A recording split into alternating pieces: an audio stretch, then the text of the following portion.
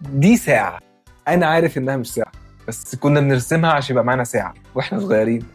ودي ساعة.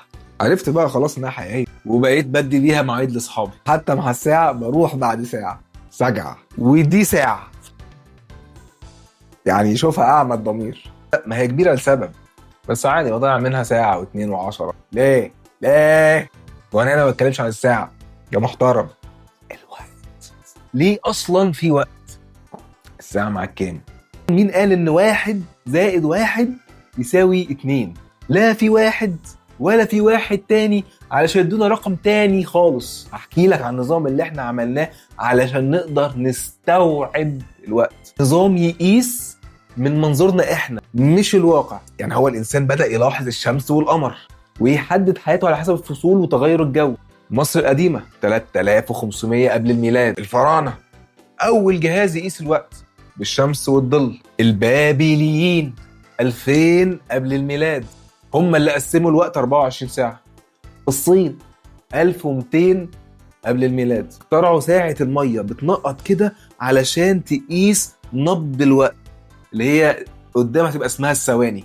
العرب من 800 ل 1300 ميلادي اخترعوا الساعة الميكانيكية، ساعة شبه ساعة الجيب كده اهو، بتقيس على حسب الفلك. بعدين 1300 ميلاديا في أوروبا فطوروا الساعات الميكانيكية لتروس وأوزان بتحركها. جه بقى جاليليو 1600 ميلاديا، البندول بقى أكثر دقة في حساب الثواني. بعدين بقى 1900 بقى بتاعتنا بقى 1900 اخترعوا حاجة اسمها الكوارتز، اهتزازات الكريستال بتحسب الثانية أدق. 1955 لحد دلوقتي الاتوميك واتش، ذبذبات الذرة دقيقة جدا، بتخسر ثانية كل مليون سنة.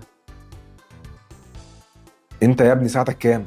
اوكي ركز معايا. لو جبنا كاميرا ثبتناها على أوضة أو مكان، والمكان ده ثابت خلاص، وفي واحد بيتحرك فيه وبيطلع وبيخش وبيطلع من الكادر وبيخش، وخدنا الفيديو ده وسرعناه جدا جدا جدا جدا جدا جدا جدا جدا لحد ما الشخص اختفى.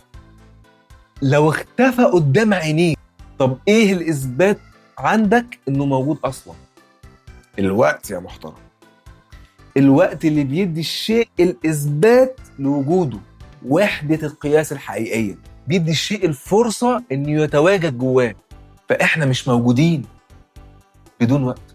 من غير وقت مفيش قبل مفيش بعد، مفيش نمو مفيش تحلل، حركة لا نهائية. فعشان نستوعب الحركة دي اخترعنا مقياس، مش عشان نفهم الوقت، عشان يحتوينا إحنا. هو من غير وعاء يحتوي يومنا شمس وليل، عقلنا مش هيستوعب الحياة زي ما احنا عارفينها دلوقتي. ده بجد بقى. انا عايز اسال سؤال، احنا مش عايشين بالوقت، احنا عايشين في الوقت جواه. انا جايب لك ساعة ليه؟ اللحظة اللي انت هتفهم فيها ده هتبطل تسيطر على الوقت، هتبطل تسيطر على الاحداث، وتسيب طيار الحياة ياخدك معاه، ومش هتضيع وقت تاني. غني، اطبخ، ارسم، ازرع نخلة، ارسم وردة، احلب بقرة، اسقي شجرة، حب نفسك، احضنها. مفيش وقت. قول لي بقى انت ساعتك كام؟